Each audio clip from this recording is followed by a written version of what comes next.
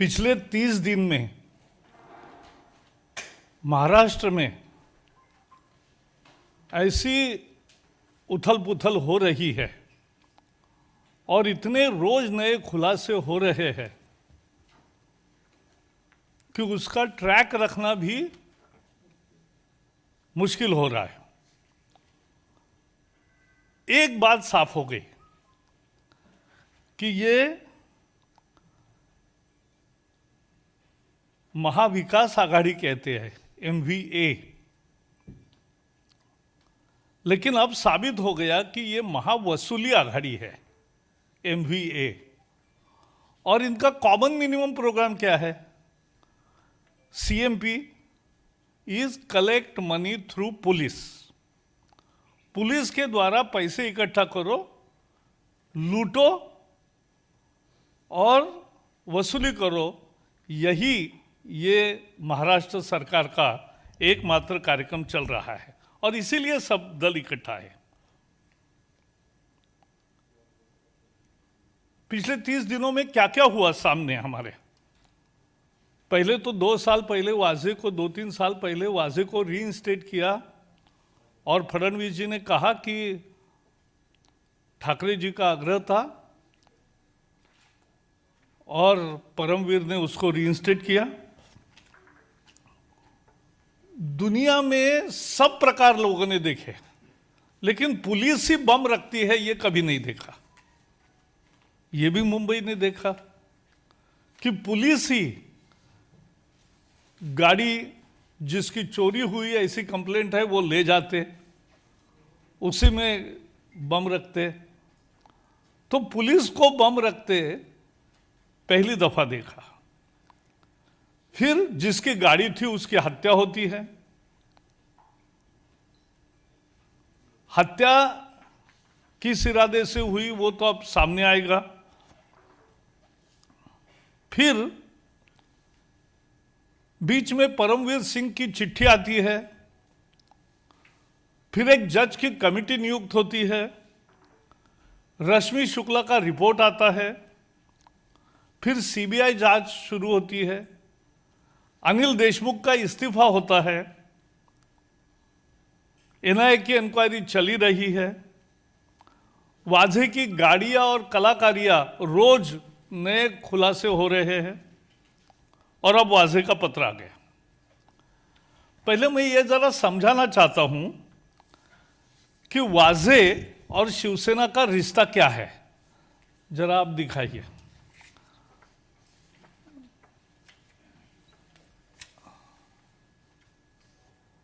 हाँ,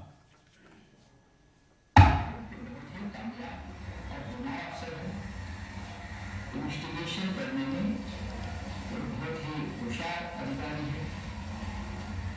बहुत से क्राइम इन्वेस्टिगेशन इस अधिकारी ने किया है। अब जो 2 जिले की उनकी मामला मिले आपको, उन गायों ने उसको अरेस्ट किया है। उन मामलों में मौत भी हुई है। मौत के रास्ते में मौत है। मैं क्या कहूँगा कि ये सभी ठीक है, मामलों का तपास करने की ठीक है। पुलिस की। अब नेक्स्ट दिखाओ। उसमें यह आपने देखा हुआ प्रतिक्रिया है संजय राउत जी की, लेकिन और एक दिखाता हूं, लगाइए। हाँ, उद्धव ठाकरे मुख्यमंत्री।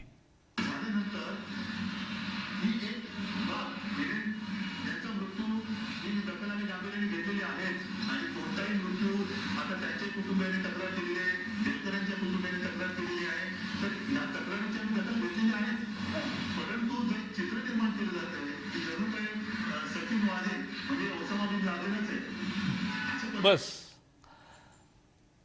मुख्यमंत्री 11 मार्च को कहते हैं कि सचिन वाजे ओसामा बिन लादेन नहीं है, सर्टिफिकेट दे रहे। 14 मार्च को संजय राउत कह रहे गिरफ्तारी के बाद कि एक होनहार, काबिल, कामयाब, इंटेलिजेंट इन्वेस्टिगेटिंग ऑफिसर को तकलीफ दी जा रही है। यानी जिसके बारे में अब इतना सारा खुलासा हुआ है, उसके लिए इनका समर्थन कर रहे थे आखिरी दम तक। ये क्यों कर रहे थे? कि कहीं सच्चाई ना उगाले। सचिन वाजे कहीं सच न बोले, और उसके लिए उसका समर्थन उसके जेल जाने के बाद भी शिवसेना नेता कर रहे थे। फिर अब सचिन वाजे का पत्र आया। पत्र में तो कोर्ट को दिया है,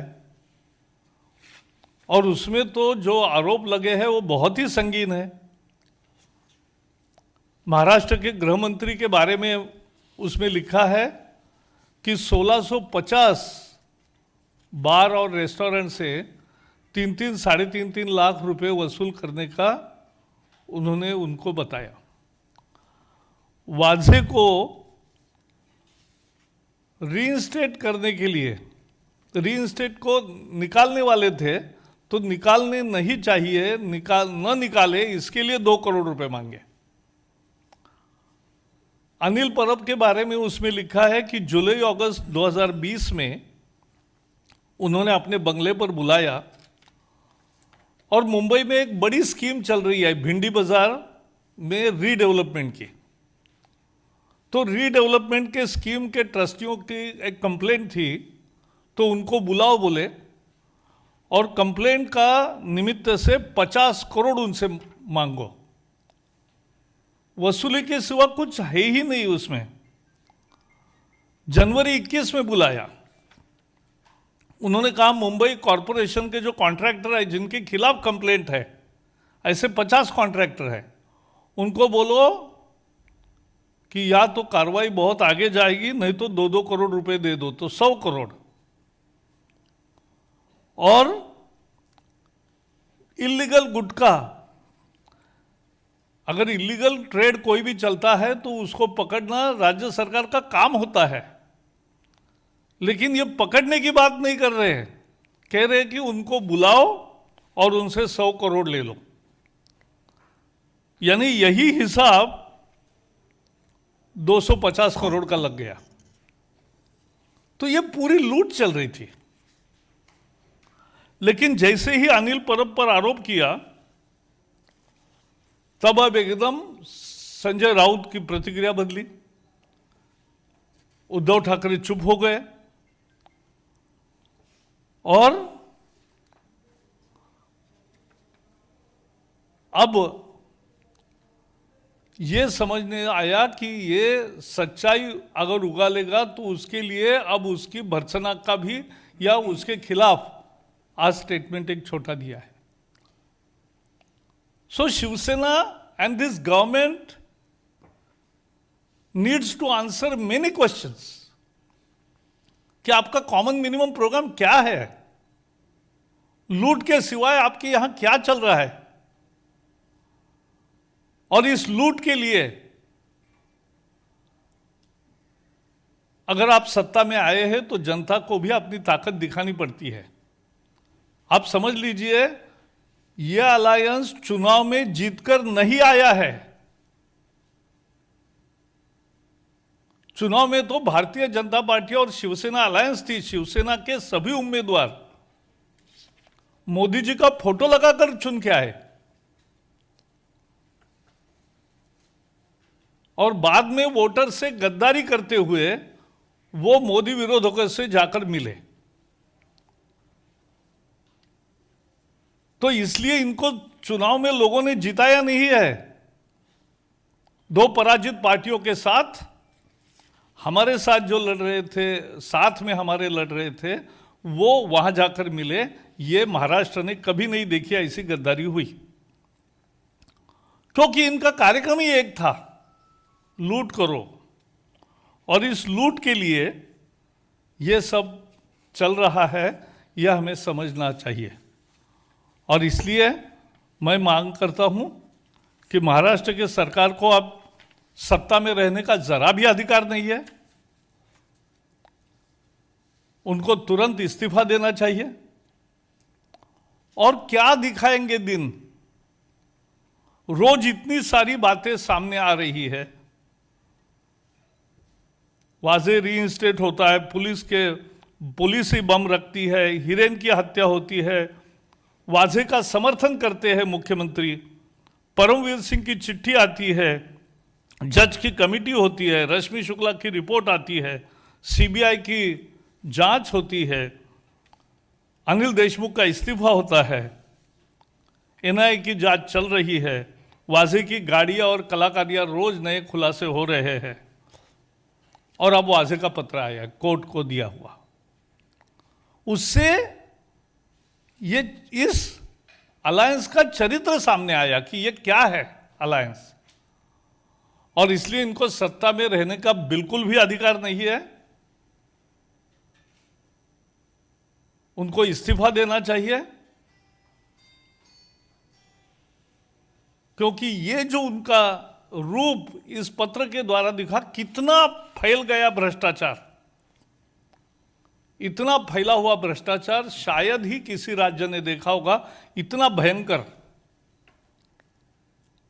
और ये भ्रष्टाचार ही महाराष्ट्र की अब पहचान बन गई इस सरकार में, और इसलिए हम इस पर केवल भर्त्सना नहीं करते, हम मांग करते हैं कि इस सरकार को अब सत्ता में बने रहने का जरा भी अधिकार नहीं है।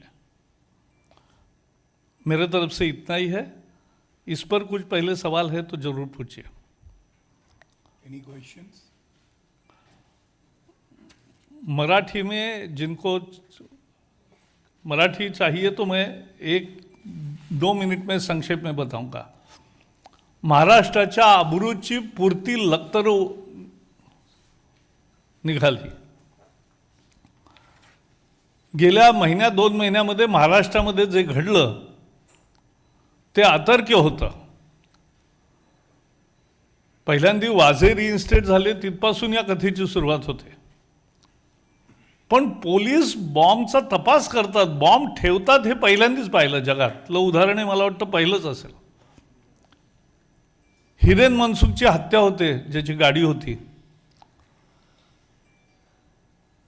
मुख्यमंत्री आणि त्यांचे मुख्य प्रवक्ते सचिन वाझेचं समर्थन करतात। परमवीर सिंग कमिशनर आहेत, त्यांचीच चिठ्ठी येते की माझ्याकडे 100 कोटी रुपये मागितले होते। रश्मी शुक्लांचा रिपोर्ट येतो कशा बदल्यांमध्ये घोटाळा झाला। एक जजची कमिटी नियुक्त केली जाते जी कमिशन ऑफ एन्क्वायरीमध्ये नसते, जी फक्त तोंडेखली असते, ॲडमिनिस्ट्रेटिव्ह असते। मग सीबीआय एन्क्वायरी येते, त्यामुळे अनिल देशमुखांना राजीनामा द्यावा लागतो।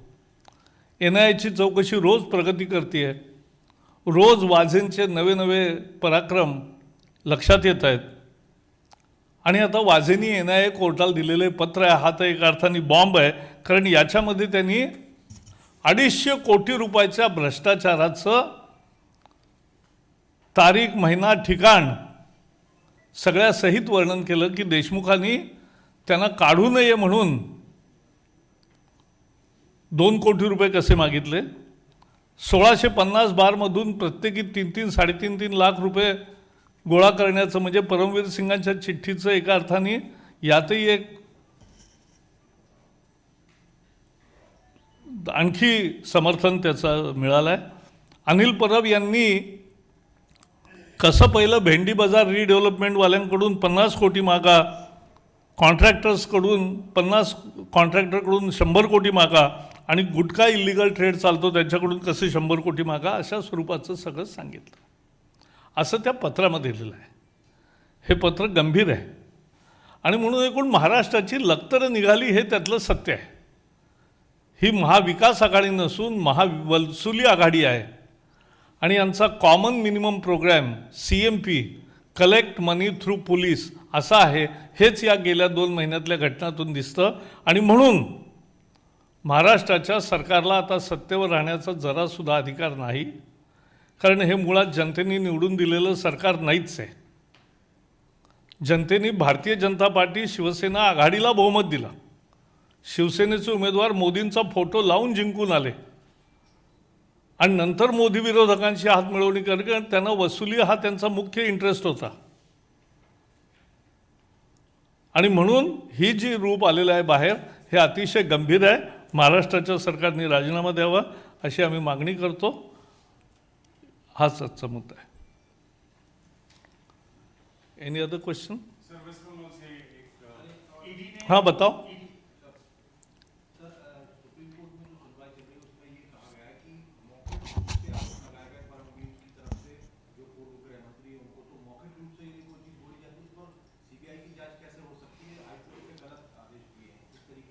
ऐसा है, वो रिजल्ट आने दो, बाद में हम बात करेंगे ना. एक और वो तो एक न्यायिक प्रक्रिया है. हाँ सर, वेस्ट बंगाल से जुड़ा हुआ ईडी ने कोर्ट में एक हलफनामा दिया है. उसमें ये कहा है कोल स्कैम में मई से सितंबर 2020 के बीच में 167 करोड़ रुपए दिए गए थे बांकुरा के इंस्पेक्टर, जो कि अनूप मांझी के द्वारा दिए गए थे, और ये पैसा अभिषेक बनर्जी के रिश्तेदारों को मिला. हाँ, नहीं तो ऐसे ऐसे यानी जो भी कहानी कहीं से भी सुन रहे हो तो लूट की कहानी सुन रहे हो ना. तो लूट की कहानी का नाम हो गया ये खैर बीजेपी सरकार है. हाँ So several state governments have come out and declared that they have shortage of vaccine. They are questioning why the government really is rigid on not. पहले बताता हूँ. बहुत अच्छा सवाल. मैं साफ करना चाहता हूं कि जैसे महाराष्ट्र में आज सुबह 23 लाख डोसेस महाराष्ट्र सरकार के पास है. दिन में 4, 5, 6 लाख जितने भी लगाएंगे उससे ज्यादा कल आते हैं, और 3-3 दिन का पाइपलाइन में रहता है. 23 लाख यानी 5-6 दिन का स्टॉक है. अब वहां जिलों में भेजना, जिलों से तहसील में जाना, तहसील में वो जहां सरकारी हॉस्पिटल में या प्राइवेट हॉस्पिटल में मिलता है वहां तक डिस्ट्रीब्यूट करना, ये राज्य सरकार की जिम्मेवारी है, केंद्र सरकार की नहीं है. केंद्र सरकार सभी राज्यों को जितनी उनकी क्षमता है, कल जितने दिए उससे ज्यादा आज के मंजूर होता है कोटा. आज जितने देंगे उससे ज्यादा कोटा कल के लिए मंजूर होगा. तो ये सूत्र है. क्योंकि महाराष्ट्र में इतने सब बोल रहे हैं 5 लाख डोज तो खराब कर दिया. 5 लाख डोज कब नहीं होते. 5 लाख डोज खराब हुए क्योंकि प्लानिंग ही नहीं ढंग से. एक वायल निकालने के बाद 10 लोगों को लगना है टीका, उसमें 10 लोगों का टीका होता है. तो 4-5 लोगों को दिया, बाकी लोग वहां नहीं आए, खराब हुआ. ऐसा कैसा चलेगा. तो प्लान करना पड़ेगा. ये राज्य सरकार की ड्यूटी है. राज्य सरकार अपना काम ठीक नहीं कर पा रही है और दूसरे को दोष दे रही है. ये तो उल्टा चोर कोतवाल को डांटे, ऐसी स्थिति है. So but you are talking only about Maharashtra. There are other states also. नहीं, because I have taken full information on Maharashtra, but you can take from health official information of all other states, but the story runs the same. कहीं भी 3-4 दिन का stock हमेशा रहता ही है और उतना पाइपलाइन में रहता है, वो और आता रहता है. जितने आप वैक्सीनेशन करोगे उससे ज़्यादा स्टॉक सरकार देती रहती है. ये सब देश भर में सच है. सर, एक सवाल है. एक आरटीआई सामने आया है कि उन्होंने बोला है, रिप्लाई किया आया है, सामने आया है कि इंफॉर्मेशन कि गवर्नमेंट ने व्हीकल रजिस्ट्रेशन डेटा एक प्राइवेट कंपनी को. ये नहीं, नितिन गडकरी जी को पूछिए. ये ऐसे नहीं है. मोस्ट ट्रांसपेरेंट वे में हम आगे बढ़ रहे हैं. सर, राहुल गांधी कह रहे हैं कि इंटरनेशनल मार्केट में तेल की कीमतें कम हो गई, लेकिन आपने यहाँ नहीं. इंटरनेशनल मार्केट में तेल की कीमतें कम हो गई. हाँ, यहाँ नहीं. ये बहुत पुराना लॉजिक है. जब उनकी सत्ता थी उनको ध्यान नहीं था.